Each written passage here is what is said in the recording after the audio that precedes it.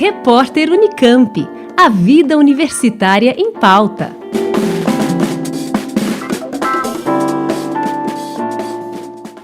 Proposta pelo Ministério da Educação, o MEC, a reforma do ensino médio está implantando um novo modelo de aprendizagem por áreas de conhecimento, em que o jovem deve escolher entre uma formação técnica ou profissionalizante. O projeto começou a ser implantado neste ano e, como prevê a Lei nº 13.415, estará em todas as escolas do país até 2024. A professora e pesquisadora da Faculdade de Educação da Unicamp, Nora Krausik, explica as principais mudanças trazidas com essa reforma. As duas grandes mudanças é a reorganização curricular e a formação técnico-profissional.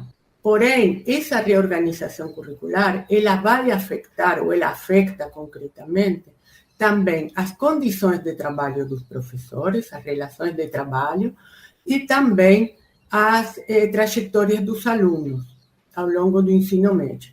E, inclusive, essa reorganização curricular está afetando também o Enem e a posterior trajetória, digamos, o que poderá fazer o jovem quando sair do ensino médio. Então, é uma grande reforma, porém, ela não é nova, ainda que queiram vendê-lo como um novo ensino médio, já que nós tivemos no Brasil momentos em quais o ensino médio tinha duas grandes trajetórias, né? O ensino técnico-profissional e o ensino propedêutico.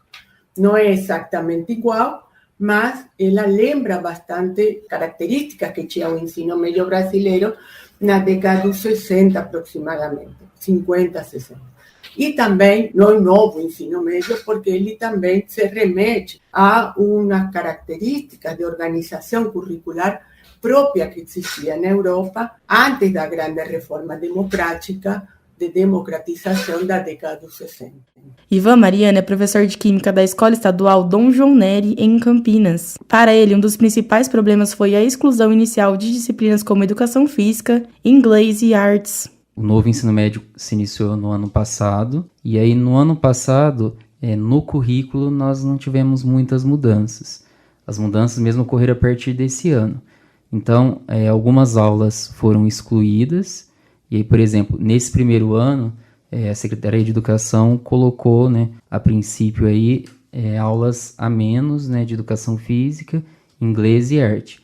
No entanto, a Secretaria de Educação voltou atrás e no ano que vem, a segunda série do ensino médio volta a ter as aulas de Arte, Educação Física e Inglês. Nesse caso, esse ano foram implementadas 10 aulas dos aprofundamentos curriculares. Então, assim, só para distinguir os termos, nós falamos itinerário formativo, só que o certo mesmo é falar aprofundamento curricular. Por quê? Itinerário formativo está se referindo às disciplinas de projeto de vida, eletiva e tecnologia que já tinha aqui no estado de São Paulo. E aí, com o novo ensino médio, o itinerário formativo passa a ser aprofundamento curricular, mais essas 3 disciplinas que já existiam. Como aponta a professora Nora Krausik, a implantação desta reforma, ao menos no estado de São Paulo, vem deixando mais explícita a desigualdade entre escolas públicas e privadas. Na prática, claro que sim, as mudanças são bem importantes, porque essa reorganização curricular, que pressupõe uma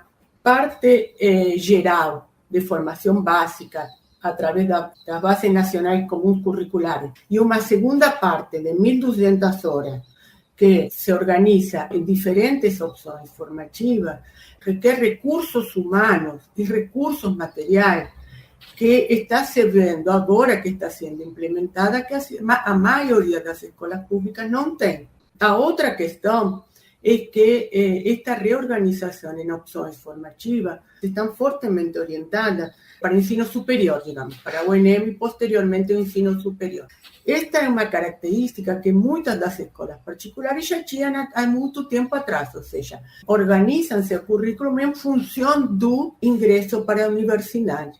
No caso da escola pública, isto não foi tão claro, ou seja, por um lado, a escola pública vinha preocupada com a formação de um espírito crítico, com a formação geral do jovem, talvez em uma segunda instância uma formação olhando para o Enem ou para os vestibulares universitários.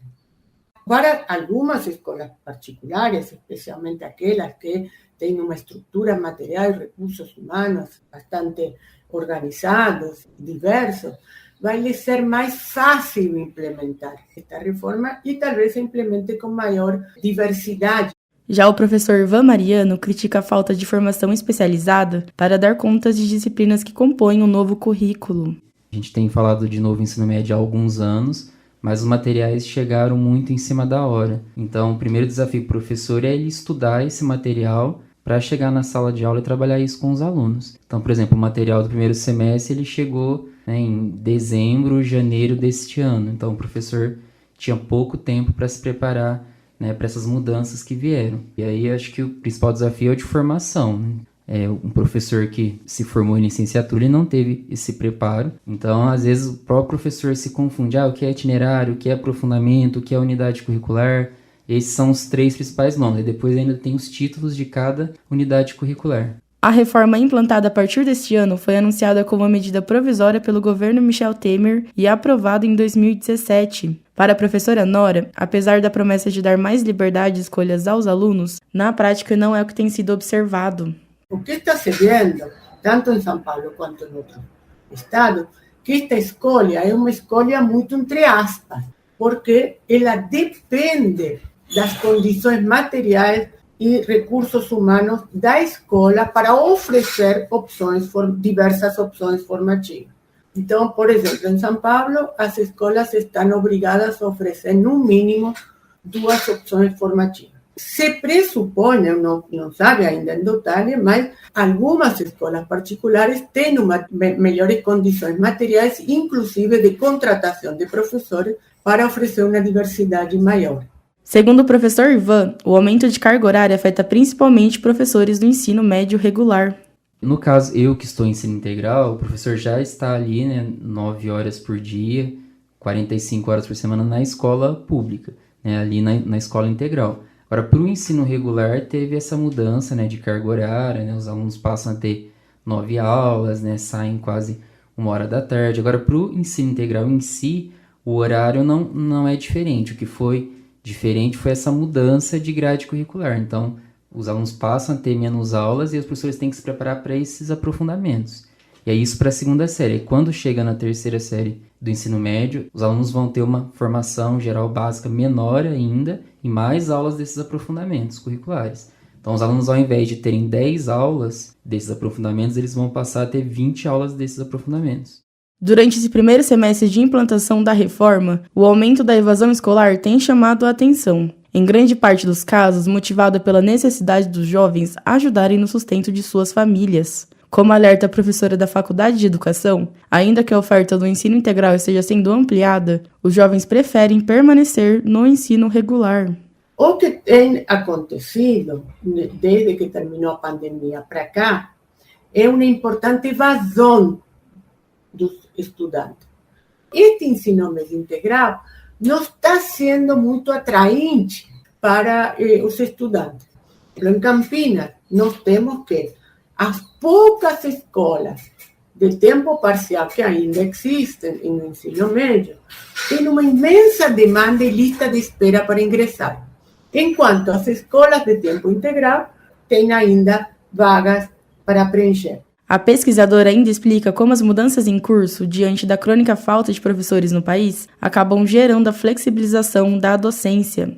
Essa flexibilização vem como buscando a solução para a falta de professores que temos no Brasil. Isso está se vendo agora em São Paulo, do que abriu contratação para pessoas que podem exercer a docência. Em segunda instância, essa flexibilização ela está bastante atrelada a uma concepção de docência e de processo de ensino-aprendizagem vinculado a espaços não especificamente educativos. Ou seja, a ideia de que o professor não tem que ser um docente, sino tem que ser um líder. A ideia de organização de grupos, pressuposto uma formação que tem muito mais a ver com as características do sujeito do que com suas, que são chamadas de competências, que com seus conhecimentos. De sua vivência em sala de aula, o professor Ivan observa que muitos estudantes têm se sentido frustrados. Esse semestre, sim, a minha escola, Dom João Nery, é uma escola bastante organizada, então nós, enquanto equipe de professores, que tivemos que dar um jeito de lidar com essas frustrações dos alunos, porque eles ficaram frustrados, né, eles esperavam que fosse outra coisa, e aí a todo momento nós falávamos para eles, nós também estamos aprendendo, então a gente tinha que pedir desculpa para os alunos, porque nós estávamos aprendendo, e aí por isso exigiria, né, paciência da parte deles. Mas a princípio eles não gostaram, né, dessas mudanças, principalmente esse ano que esse pessoal da segunda série não teve nem arte, nem educação física, nem inglês. O ano que vem, né, a segunda série vai ter, mas esse ano eles não tiveram. Então isso já foi um impacto para eles. Assim, de qualquer forma, os alunos ainda precisam de um pouquinho mais de aulas teóricas e eles mesmos têm consciência disso. Acabou que nós fizemos bastante projetos esse semestre e eles mesmos falaram, não, a gente gostaria de um pouquinho menos de projeto, mas um pouquinho mais de aulas. Então, eles mesmos reconhecem que eles têm essas defasagens. Então, eles querem um meio a meio de aulas teóricas e práticas. E quando eu digo prática, nem é prática experimental, é em relação a projetos mesmo. Porque para o projeto, o aluno precisa estar um pouco mais amadurecido, e eles não estão ainda, até por causa do contexto da pandemia. A professora Nora Krause, que integra um grupo que reúne diversas entidades da área de educação e vem reivindicando a revogação da reforma. Esta reforma não pode ser aprimorada, esta reforma tem que ser revogada, porque ela tem problemas sérios na sua concepção. Então não dá para estar mexendo numa coisa, mexendo em outra. Ela tem que ser revogada. O ensino médio tem muitos problemas, não é simplesmente dizer o ensino médio estava bom, isso não é verdade, mas não vai ser nem esta reforma, nem aprimorando esta reforma que vai se resolver os graves problemas que ela está. Não resolve os anteriores e está trazendo novos problemas. Em coautoria com Dirce Zan, também professora da Faculdade de Educação da Unicamp, Nora Krause, que lançou recentemente o livro digital A Reforma do Ensino Médio em São Paulo, a continuidade do projeto neoliberal. A obra apresenta parte dos resultados do projeto Rede Nacional em Pesquisa, que tem acompanhado o processo de implementação das reformas nos diferentes estados do Brasil. O e-book pode ser baixado gratuitamente no site da Faculdade de Educação, fe.unicamp.br. Camila Benini, Rádio Unicamp. Repórter Unicamp. A vida universitária em pauta.